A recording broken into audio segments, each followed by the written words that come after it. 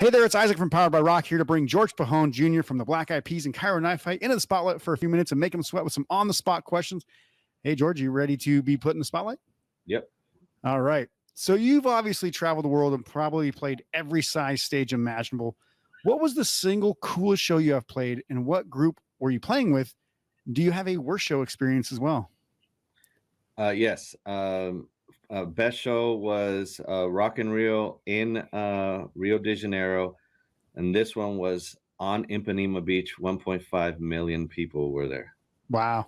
That's crazy. I'm assuming that was with Black Eyed Peas for sure. Yeah, Black Eyed Peas. Yeah. I haven't had a worst show, honestly. Really?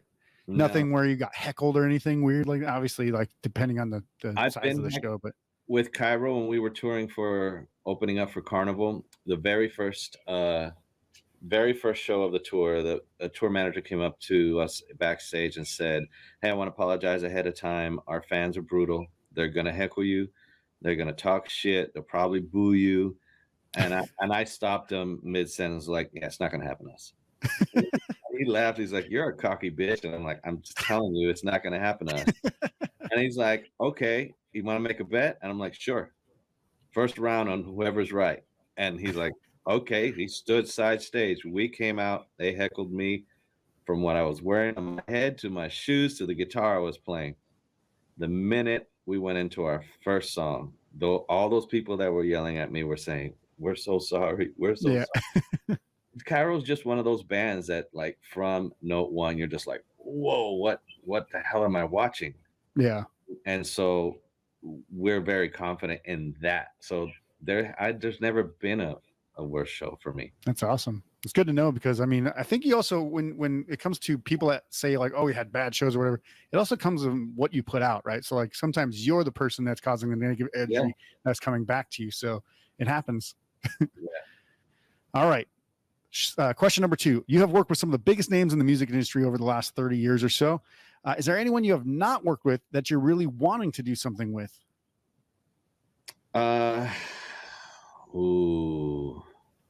Yes. I'd love to get in the studio with 2 people. I would love to I'm going to make it a threesome then, George. That's a little risque. No, just production wise, not guest artists. I'd love for Omar from the Mars Volta to produce a Cairo song, and I'd love for Josh Homme to produce a Cairo song. Oh yeah, Queens of Stone Age. Yeah, that'd be I mean, imagine those 2 guys working together with you on one song. That would be a freaking mind bender right there. Yeah. Very cool. All right. Question number 3. You do have one of the most insane pedal board rigs and amp setups that I've ever seen. How much money and time would you say you've invested in this system to allow you to play the loops and switch between amps and all this other crazy shit that you do when you play live? Oh, money is, I could have bought another house. Time, never ending. If you saw the amount of time I put into it, let me just show you. Start with the first text message to Dave Freeman back in 2011 or whatever. No, it's worse than that. So I go through every single pedal. Yeah. And there's a list to describe every single patch, how it speaks to me, what it does, how could I use it. I do that for every single pedal. The amount of nerdiness that goes into this. So just to give you an example, for the 22 songs that we wrote for the new Cairo records, I spent about 6 months pre-planning just tones and sounds. And in my studio, I would start a Pro Tools file, and that session, and it's literally all my amps are mic'd up, everything's on recording, and I would scream out, this could be a verse, or this could be a part at the end of a chorus, and then I'd do a little marker in Pro Tools and put the number in the description. So there is almost 16 hours of that session. Wow. And so that's how much time I put into, before we write records, into sounds. And then once those records are done, which I said earlier, those sounds are now dead, and I do it all over again. Yeah. It's like, oh, that was all one culmination. It's like Hans Zimmer for like a Transformer soundtrack, or like, well, I'm never gonna play that again. But that was what I did for like 6 straight months. Yeah. So that's pretty insane. All right. Question number 4. Another thing that I think you have is an absolutely sweet guitar lineup. You even have it on your website, which I'll probably do like at this part. I'll do like a screen share when I edit this, and I'll start showing all your badass guitars. Like, I don't even know, like, some of them don't even necessarily look like guitars. I'm like, what in the hell? Like, you have like a lightning bolt one, you got some other ones. Yeah. Let's say your studio started on fire while you were in it, and because you only have 2 hands, you can only grab 2 guitars out of the fire. Which 2 are you taking with you? My very first real guitar, which is a 72 Strat that I put on layaway when I was 18 years old. Okay. That has to come with me. And then I have a 54 Les Paul that has to come with me. Okay. What's the special meaning behind that? Obviously, it's a Les Paul from 54, but it's just the best sounding guitar I own. And you'll never be able to replicate that guitar. And it's not one of the like $200,000 guitars. It's even more unique than that, because you can find those pretty much anywhere. They're now a big business. Yeah. So people sell them to buy a house. Yeah. This particular one is when they moved the Gibson factory from its original location, and they moved the big machines. There was a bunch of bodies and a bunch of parts from the 50s that they were building the guitars. They would just kind of toss them. Mm-hmm. That is the very first reissue that Gibson ever made, was in 72. I can't remember the exact year that they were made, but the whole guitar is all 54 parts except for the neck. Gotcha. And so that was the very first reissue they ever released. Wow. And real 50s parts with whatever wood they were using at that year. Sure. So that one, it's a Frankenstein, but it is the most amazing sounding guitar I own, and I could never let that go. Yeah, you can't replace it either. It's impossible now. Impossible. Yeah. That's crazy.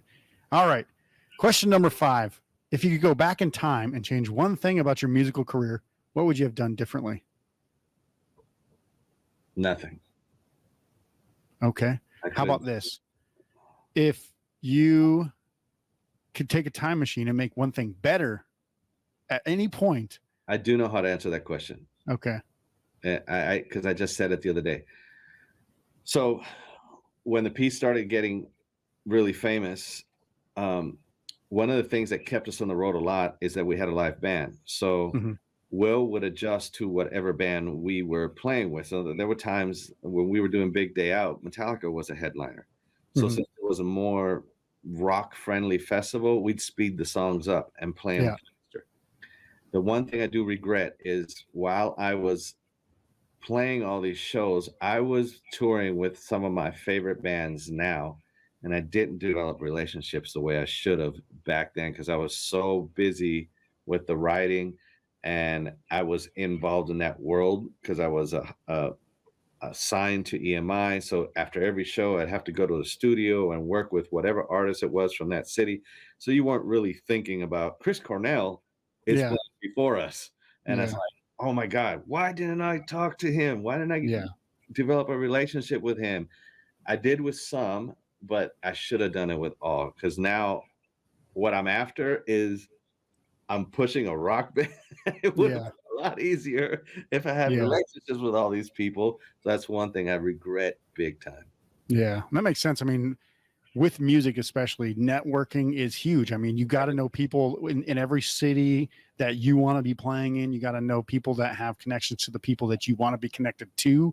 So yeah, it's very interesting, because that's one of the things I think most bands don't really understand is they just want to go play, but they don't necessarily have to like the other bands that they're playing with. And I'm like, no, you may not have to like their music necessarily. You should probably give it a chance, but get to know these people. Like, these people are the people that are going to help you beyond your own abilities. Well, you never know. That person that's playing guitar for this band that's sharing the bill with you could end up being executive 2 months from now. And you know, I've seen it time and time again. And honestly, the thing I regret is I networked a lot, but my networking was based on their music. So if I wanted to put out a pop record, That's easy. Yeah.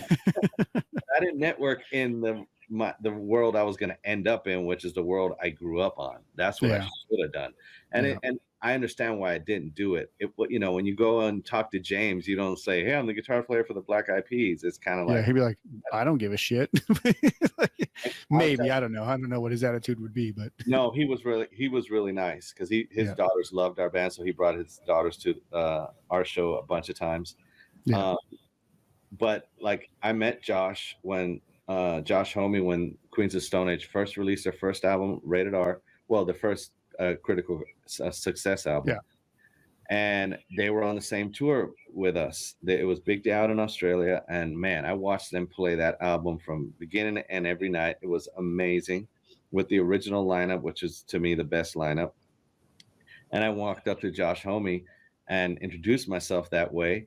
I said, "Hey, I'm on the same tour. I'm a guitar player for the Black Eyed Peas." And he looked me dead in the face and said, "I fucking hate hip hop," and walked the hell away.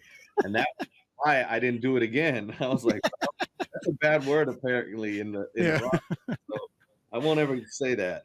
But it stopped That's me one of the from best stories I've ever heard. yeah.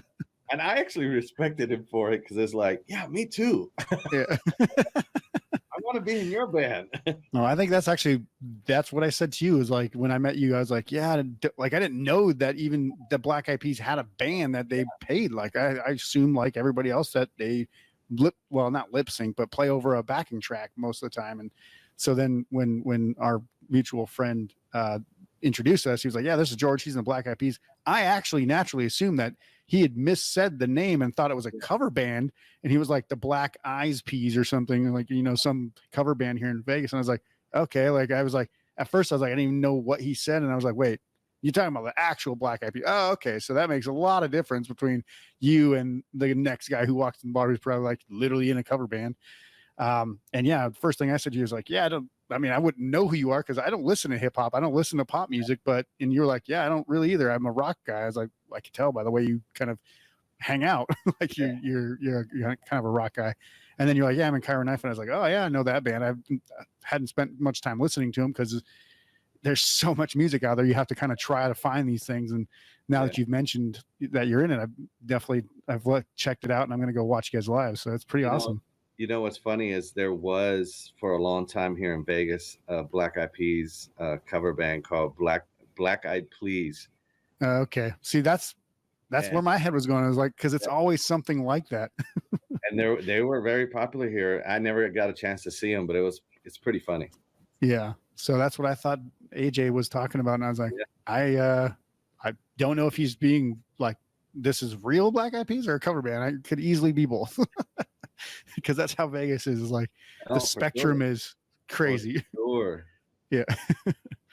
Well, that's all the hot seat questions I got for you, George. Thank you so much for being here. I appreciate all your time. Obviously, thank you for being on the show. We've had to reschedule a couple times, but this is somebody who, if you guys don't know who he is, you know the music he's made. He's been part of some of the most popular music over the last 30 years.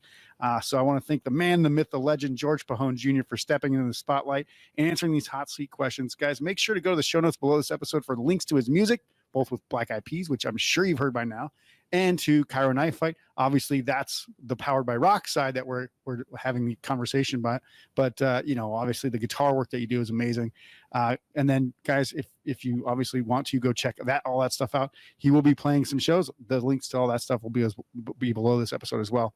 Until we see you soon again for the next episode, rock on.